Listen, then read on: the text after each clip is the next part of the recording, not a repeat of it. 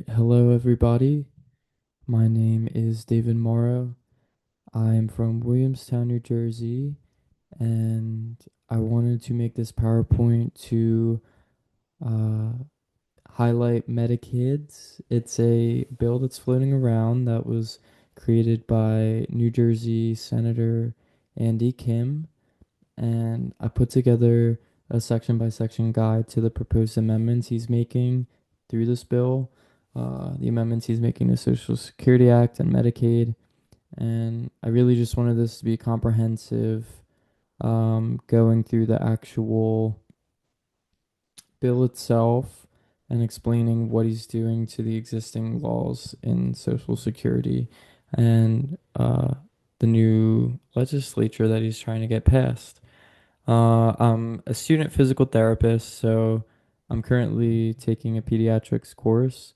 So this felt pretty relevant to me. I sit in class, I hear a lot of discussions about and hear a lot of firsthand stories from patients about challenges with insurance coverage, getting services that they need met, and getting equipment that they need for their children. So to me, that's what kind of got me interested in learning more about this bill that's been floating around. And I wanted to put together this PowerPoint to kind of explain. So let's see. Okay. So I made this slide. It's a little bit dense. It's the Medicare and Medicaid origins slide. So it starts off, if you look at the timeline directly under the title, you'll see all the way to the very left Franklin Delano Roosevelt, and he was the president at the time, 1935, when the Social Security Act first passed. So this was during the Great Depression, and the initial act itself established 11 original titles, and within those titles were all the legal explanations for what they represented and what they did for the people. But the key idea with the Social Security Act is that it strengthened the federal government's role in protecting the general welfare. It provided social insurance and public assistance was also provided. This idea of the federal government protecting the general welfare, that sounds like obvious. It sounds intuitive. Um, There's also precedents that exist, and some of our foundational documents as a country kind of don't, there's nowhere in the Constitution that makes healthcare a right that we have. And a lot of the early language surrounding healthcare was kind of putting the responsibility on the state, saying that those that are local, the local governments, the state governments, they're closer to their people, so they know um, the needs of those people. That's kind of like the state argument for um, having control of the general welfare and people, but Social Security kind of stepped in during this time of emergency, of like mass poverty during the Great Depression. And they said, we understand that, but we're going to kind of take a role too that's more defined within these titles, and we're going to try and help more people. And just some of them, for example, grants to states for unemployment compensation, grants to states for aid. So basically, the federal government is saying we're going to work together. And even though federal law supersedes state law, we're going to um, add flexibility to some of this, and we're going to work together and let you create some laws, but you have to follow some of these guidelines that the federal government is now setting in terms of protecting the general welfare. So that's kind of the architect of that, if you look up, is Francis Perkins, the Secretary of Labor at the time for Roosevelt, which I thought was cool. And then after it's passed, we move on to the middle where it's 1944 to 1963, and you see Social Security expanding. Um, they add titles 12 through 17 during this time, and The effect was that it really broadened the Social Security Act beyond just retirement and unemployment and added more populations. For example, Title 16 grants the states for aid to the aged, blind, and disabled, and that was its language. And the idea here is that it was covering more groups of people now, and Social Security really was just for uh primarily like the retirement funds for older age 65 and plus. Um, so once they retired, the older population would be guaranteed some form of assistance from the government to help with retirement since it was such an issue during the Great Depression. And that was kind of the thought behind why it came about then. But now you're seeing like throughout these trends, also as during 44 to 63, we have all these things on the timeline right above it with Philip Murray, not super well known, but he was the president of the Congress of Industrial Organizations. So you're seeing labor unions, you're seeing committees forming around like retirement workers' rights, labor rights, and at the same time, this is not all happening in a vacuum in the sense that healthcare is also something people are fighting for at this time. Um, other civil rights were definitely on the table, and all of these were kind of like mixing together, fighting for different things at different times. And this is why all these things are incrementally getting passed over time. Surprisingly, Harry S. Truman in 1945, he was in favor of national health insurance. So the federal government being in charge of health insurance in some way, in a big way. But he eventually got shot down for that idea. Um, his quote was, "We believe in better health and medical care for everyone, not just for a few." So those were his stances at the time, and this was before John F. Kennedy came up with Medicare and Medicaid, and before the eventual passage of it by Lyndon B. Johnson, which is exactly what we get in 1965. So these are considered the major Social Security Act amendments, and the two new titles were Title 18, which is Medicare as we know it today, and Title 19, which is Medicaid. So Medicare is federal health insurance primarily for adults 65 and up, and then Medicaid is more of a joint federal state medical assistance program where the federal government and the state government collaborate and work together to fund um, medical assistance for people in terms of insurance. And the impacts of this were huge. It created national health insurance for the 65 and up and expanded coverage for a lot of low income people, Americans with disabilities. And this really marked the federal government's major entry into financing healthcare specifically. So this is kind of the enmeshment of it, of the federal government really stepping in with healthcare issues. So now that you kind of have a groundwork for that, we can go into how some laws over time, since the 1965 passage of Medicare and Medicaid, some of the laws got added to tackle children's public health issues and try and provide children coverage. So in 1967, we get the EPSCT amendment. This was the early and periodic screening, diagnostic, and treatment for children under age 21 that were enrolled in Medicaid. And under this, states had to provide regular developmental screenings, preventative, dental, vision, hearing, other services to kids that were enrolled at the time. And then right below it, you can see a cute image of a younger child trying to do a Snellen chart with classes. Um, this is like some of the things we learn, and I'll kind of incorporate some physical therapy stuff. Not that we would be diagnosing anything like medically, but Snellen charts and other things, other methods like waving a toy, seeing if they can visually track it, are things like a physical therapist would be responsible for screening for any red flags and then coming up with like interventions if, say, it was like a neuromuscular issue or something else we could treat if it was under our scope. We would try and do that, which is really cool. But I don't think that was a thing in the 1967 yet under this. That was definitely not covered.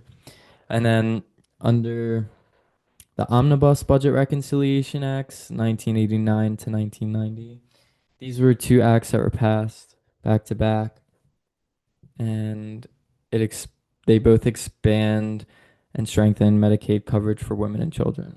So the 89 Omnibus, it provides coverage for all medically necessary services that were identified through EPSDT.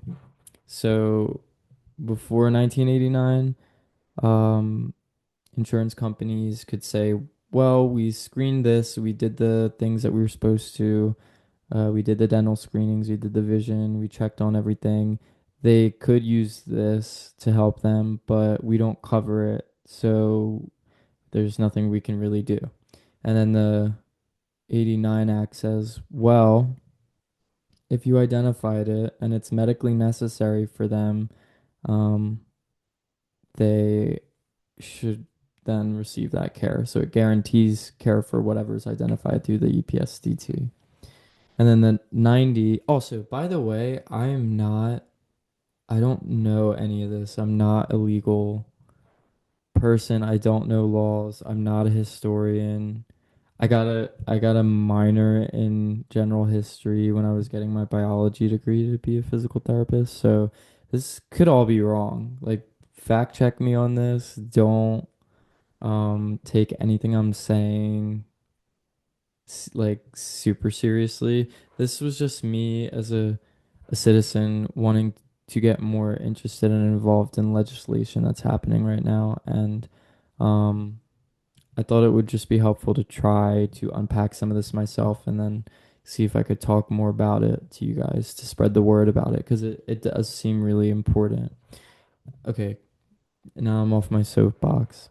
The Omnibus Budget Reconciliation Act in 1990 expands Medicaid coverage for children ages 6 to 18 in families with incomes below 100% of the federal poverty level. So this is kind of this thing where now we're getting poverty level involved in some of the legislator. You'll see it come up again later. But they're kind of using that as like a benchmark for who's eligible for the services and who's not. And then just another little cute aside is the baby under that one has a little plagiocephaly helmet, which is helping remodel um, their bony malformation.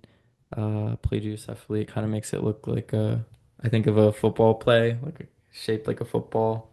Um, that can happen for a multitude of reasons after like perinatally. I don't know what I'm talking about. Um, I should. I need to study. Anyway, I'm getting off track. It's really cute. 1997, we get CHIP.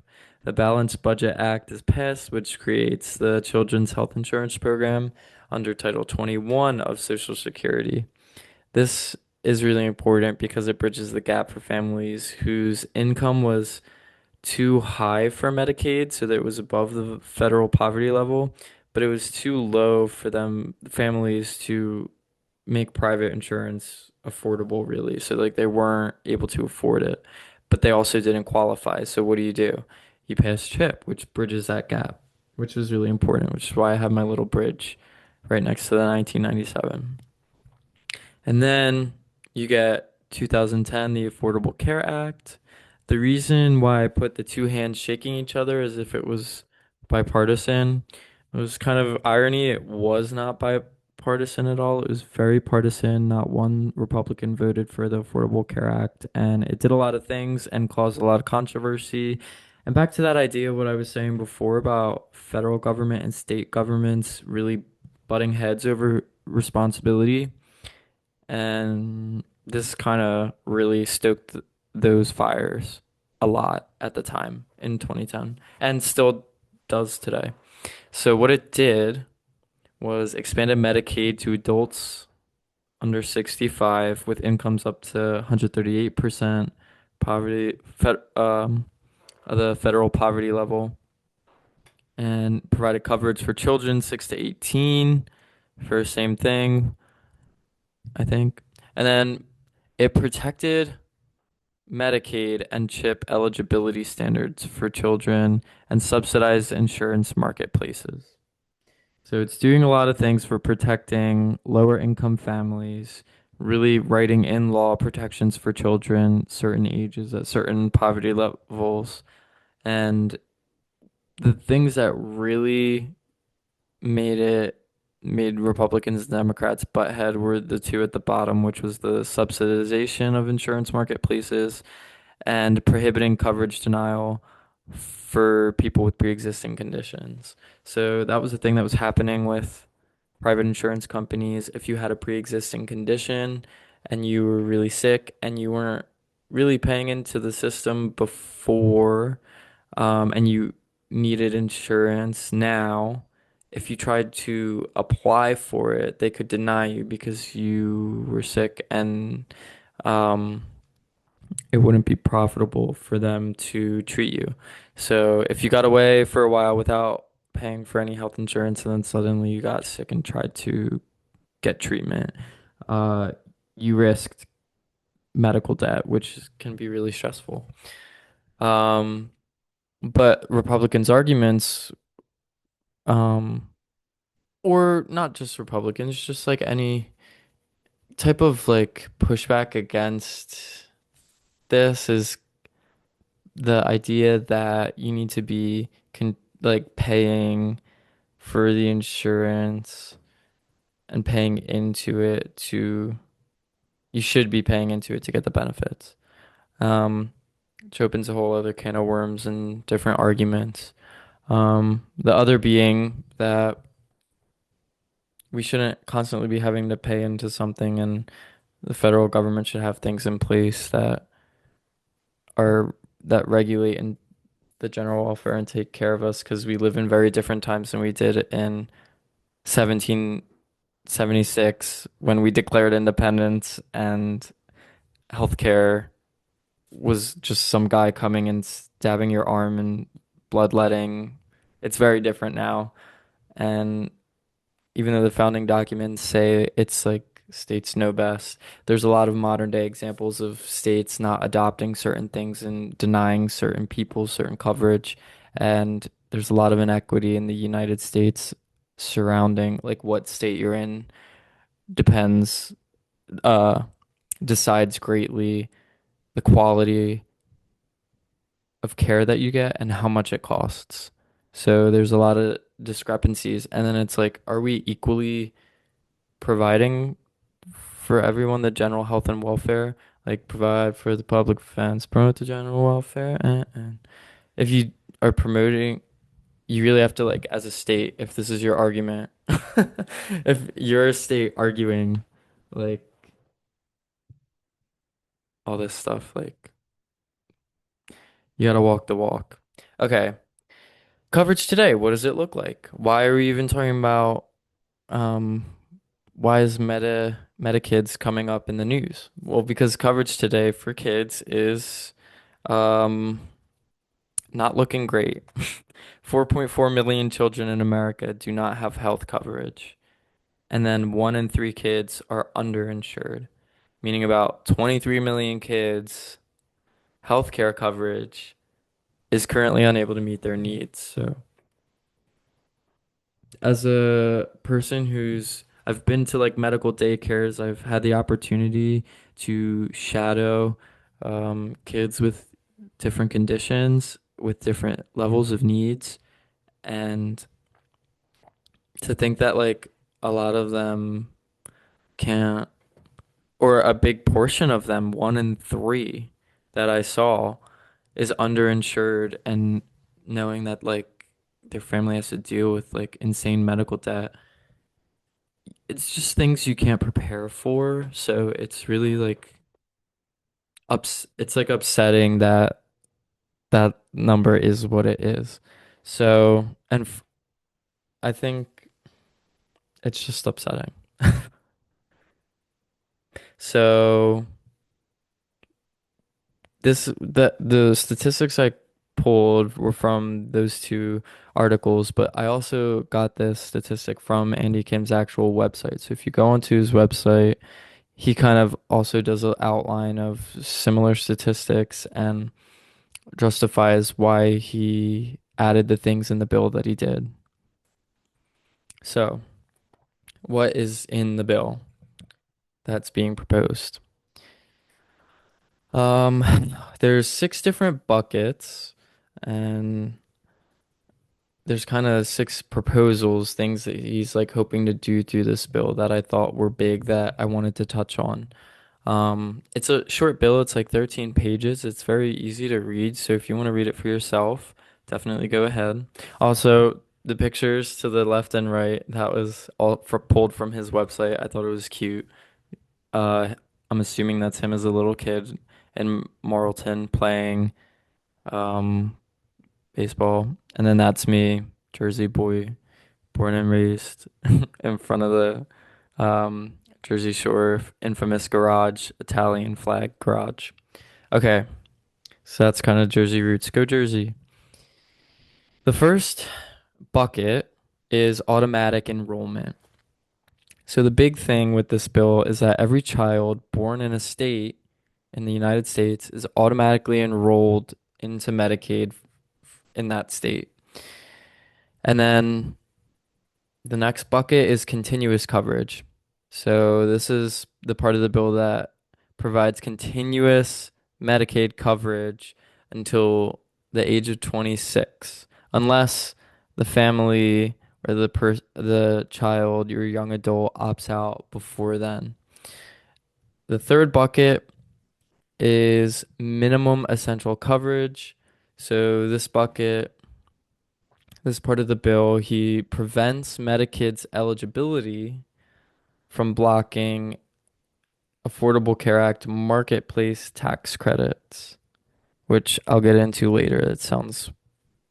That took me a lot to unpack, so I'm gonna need this slide to talk more about that one. The fourth part of the bill is deals with immigration, and it deals with eligibility. It establishes eligibility regardless of immigration status. So if you're born in a state in the United States, regardless of your immigration status, you are automatically enrolled in that state in the state's MediKids. Through the MediKids, you get Medicare coverage. So if anything goes wrong with the birth, if you need sudden surgery, you would be covered. So there's that one. And then the fifth bucket is 100% FMAP. Um, this is, I forget what it stands for, federal mon mm, percent. The amount of government the federal government pays. And this part of the bill says that the federal government will pay 100% of Medicaid costs for all newly eligible individuals. And the last thing it does is just expand EPSDT. So it expands those benefits. You get them for a longer age. Right now they end when you're 18, and this kind of expands it to 25, 26. So even as a young adult, if you're someone like me who has been on your parents' health insurance, and I've been in school for 7 years now trying to get my doctorate degree, I haven't had a lot of time to work recently. I wouldn't be able to afford healthcare on my own. It's just becoming, it's like there's a lot of people I feel like my age that school takes as long as it does, and then like knowing that these services would still be available to someone like me who is 25 about to turn 26. Like I just think that's I think about that frequently. Okay. So now let's get into a little more details. Um, so with the automatic enrollment bucket, how does he accomplish it?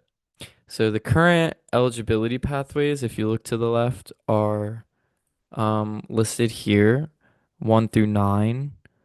And basically all he's doing with the through the Social Security Act is adding one more eligibility bucket, um, number 10, right there, which says beginning on the date that is 2 years after the date of enactment of subclause, individuals who have not attained 26 years of age. So that little addition is really like helping kick off this automatic enrollment, but he further does it really in the next part to the right. Um, so this one's really expanding eligibility pathways for just based on the sole basis of being having not yet attained 26. And then here to the right, there's this whole section of the Social Security Act, the more modern version of it today. And he deletes section 4, which talks about a child born to a woman eligible for and receiving medical assistance. This whole paragraph kind of explains that like if the mother was enrolled in Medicaid, then it was assumed that her child would automatically be enrolled. But this says regardless of if they're enrolled or not enrolled, um, it's not dependent on the mother anymore. So he deletes that paragraph and then he adds this one in replacement of this new fourth section, which is automatic enrollment of children. In general, any child born in a state on or after the date that is 2 years after the date of the enactment of Medikids shall be considered to have applied for medical assistance under the state. So that's the automatic part. And with that, it's not just like boom, you're on it. There's B, C, and D, which kind of uh, list what's really going on with that process. So with B, the parent and guardian must be notified by the state. They have to be explained like what the Medicaid benefits are, the coverage, how to use the services, how to disenroll if they want to, if they don't feel like using Medicaid or they don't want their child on Medicaid, they can opt out as long as they fulfill C, which is section C of under 4, which is um provides the the coverage that they're to turning down for Medikids and taking on instead has to provide the essential health benefits required by the ACA and meet any additional human health services standards. So there are standards that if you're denying it, you would have to meet and show them like this is my coverage and this is what it provides and it meets the standards. And then it's just the D is another rule that says once the child who's enrolled turns 18, all the notifications and decision making up until they're 26 about if they want to be on it or not goes to them, not the parent. So it was as again a person who doesn't do legal stuff and look through it, and all I really did was use Command F and like really look at the languages and tried to just see where he's like deleting and adding things. Because I feel like it's helpful. A lot of these things feel amorphous and weird, and when you're not looking at the exact text, it's really hard listening to somebody um, say things because you can't fully trust them. Um, it's hard to, especially today. They're saying, "Oh, this bill will do this, this, and that," but then like they don't get into the nitty gritty. So it's like I feel like really helpful to have these bills, even though it's like overwhelming visually. Um, it's good to like see where things are literally being deleted, edited, added. Um, yeah, and getting to see the actual language of the bill and having it explained. Um, all right, the next bucket, which was continuous coverage. So under 1902 E12, this 1 year continuous eligibility for children clause says um, that the end of the 12-month period um, that they're deemed eligible when they're under 19, they have to reapply. So the eligibility is like a yearly thing. So if they applied because they were below the if a child was like below the poverty level or a family was and they applied for Medicaid, um, the day they get it, a year after that, they have to like reapply and redo their eligibility, um, which can be a lot of paperwork, can be a lot of hassle. And again, I don't know if that's, I'm pretty sure that's what it was saying. It's hard to know when you're not like in the world, but like this is kind of what I'm gathering is what it was saying. And now what the new proposal is saying, he edits it to say um, young adults and children and strikes the part where it says 19, adds 26 instead. He deletes A entirely with the whole 12-month period thing, which is the thing that made it not continuous. And then he adds like the other stuff. Um, by removing A, it eliminated that 12-month renewal cycle, and it really just allows continuous coverage until age 26 for anyone who qualified under the MediKids Act. So they don't have to, once you're automatically enrolled and you're born in that state, you stay on and you get the coverage and you don't have to reapply for it, which is really saves a lot of hassle and headache. Okay. The next bucket, minimum essential coverage. This was the one that was like hard. This is hard talking about as somebody who's not in the world. Okay. Current rules for Affordable Care Act marketplace premium tax credit eligibility. There's a few things with this. So under this section, he leaves it the same and just adds section D.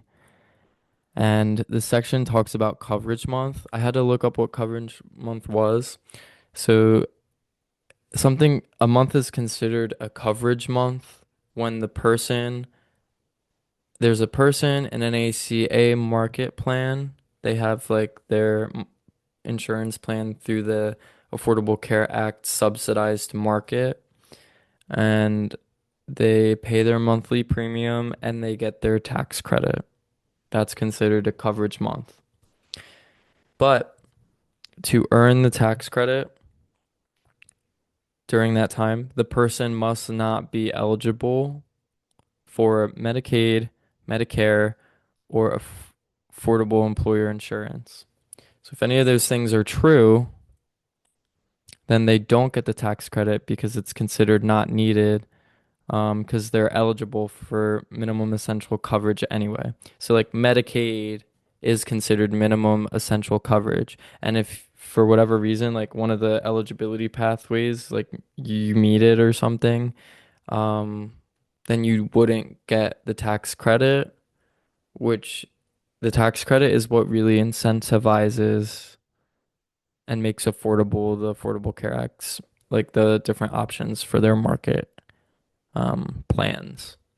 So that's like an issue. So that the bill is addressing. And what he says about it for Medikids is if someone is eligible under the new Medikids category and does not enroll in Medikids, so they have their Affordable Care Act, marketplace insurance, that's good. Um, or for whatever reason, like if they have affordable employer insurance, um, through whatever, then that's this kind of excludes them from that. It's saying like if this was your eligibility pathway, this doesn't count as an eligibility pathway. So in terms of the purposes of distributing the premium tax credit, like it doesn't exclude you from getting that if that was something you were getting, planning on getting. Hopefully that makes sense. Okay. The next part of the bill, eligibility regardless of immigration status. So this is like the current uh, immigration eligibility rules on the left in section 1903V. So what he's doing by adding the number six, if you look to the box in the upper middle, it says inserting 5 and 6, and then he like outlines right under there what six is, and there's different components, A and B. Um, what he does before that is he updates like he does this a lot throughout the bill. There's a lot of parts where it's talking about age 21 or age this or age that. He strikes out a lot of those and just adds 26. Um, so once he does that, he adds his section 6A and 6B, and 6A is the part that's guys, I'm exhausted. Okay. 2 years after the date of the enactment of the paragraph, the state shall provide medical assistance to any individual residing or present in the United States who's eligible for medical assistance under the MediKids eligibility pathway, without regard to whether the individual is lawfully residing or lawfully present in the United States. And then B is no debt will accrue against anyone who is sponsoring that person to be in the United States for whatever reason. So I added a little picture. Salud para todos. Uh, this was like a protest that happens. It's like a rally that happens sometimes, every year. Um, there's a lot of like demonstrators will go outside Illinois State House and rally for immigrant rights. And Salud para todos is health for all. Um, and I feel like the thought of going to being in another country, say traveling, doing something like that where you could have birth is scary. If somebody is giving birth, a lot of things could go wrong, and like it could become really expensive really fast, regardless of like the baseline expenses that are already expensive. So like if there's complications, things like that. You could be in serious medical debt if you're not like covered. So it would behoove countries to really like invest in that. Okay, I don't know. Next, how would it accomplish these things with the full federal funding, that 100% FMAP bucket I talked about? So, FMAP again is how much the government's paying. Um, and it basically says that for anyone who is qualifying under this eligibility pathway, Medicaid's, in any state, the government is stepping in and providing 100% instead of the different FMAP ratios that exist like throughout like state by state. The government will pay 60 and the state will pay 40%. of the total costs. But this right here is saying the federal government's going to pay 100% for anyone that qualifies under this pathway. Um, but there's a caveat. States already covering this population of people um, will continue coverage, and there's not going to be that 100% federal match. So like even though they're already paying like for this population, the government doesn't give them like the, all right, we're taking over now. It says you can keep doing that. And then for states not covering this population, where Medicaid's creating new eligibility in those states, the federal government is going to foot the whole bill, and those states are going to pay zero of the qualifying benefit costs. So basically, the states that have not been providing coverage and have been, um, this is my own commentary, lackluster and making sure that like people are receiving health care. Um, the government's stepping in and paying 100% for it. So that kind of brought me back to that federalism debate, like this federal government versus the states.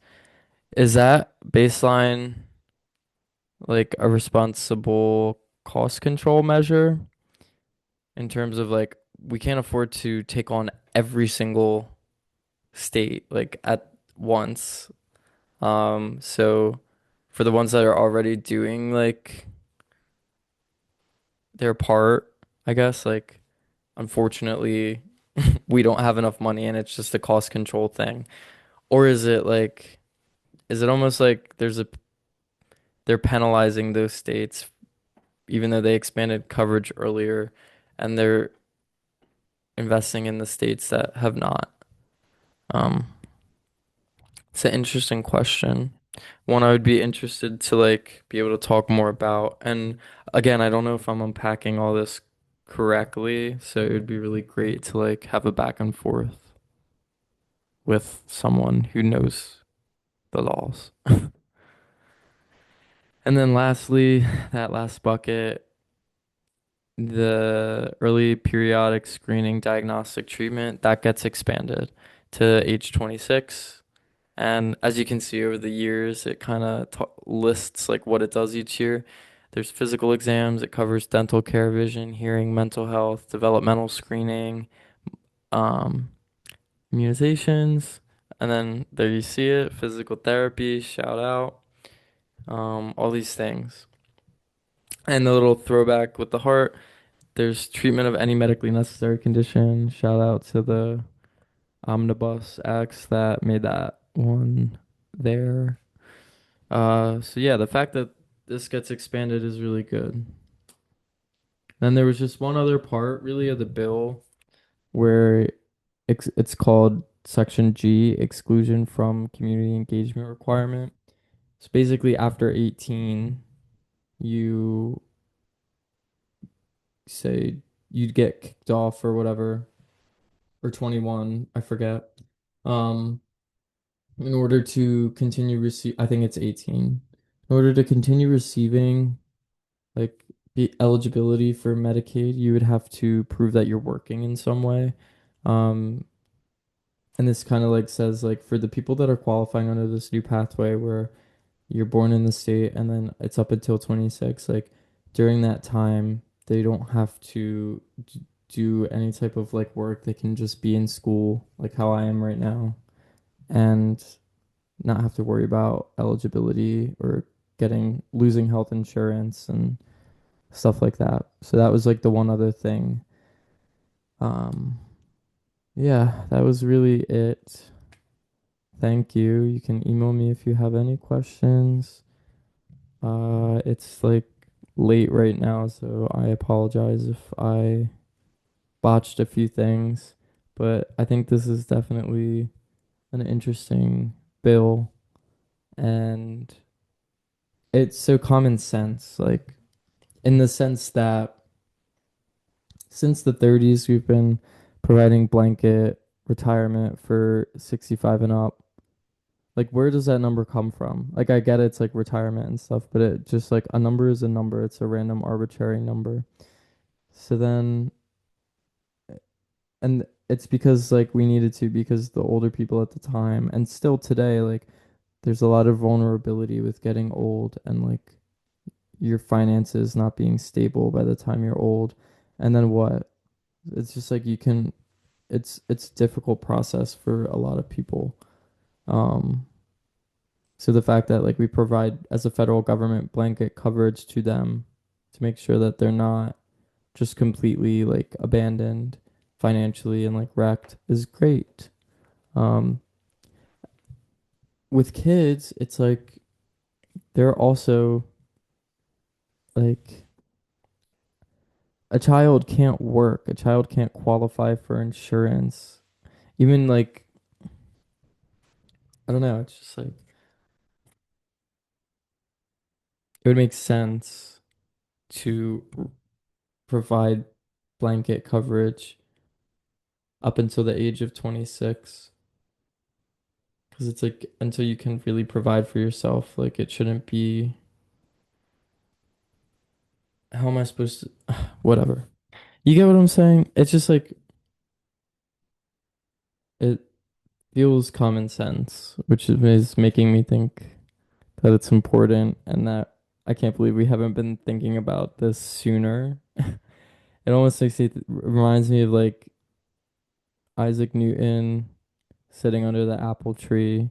I'm just picturing Andy Kim sitting under the apple tree and then like the gravity apple hits his head. And he's like, "Oh wait, like this makes total sense. Age 26, health insurance, health coverage." Uh yeah, I think that's all I wanted to say on this topic. Uh this is, this is it. Okay, good night. Good night. Good night.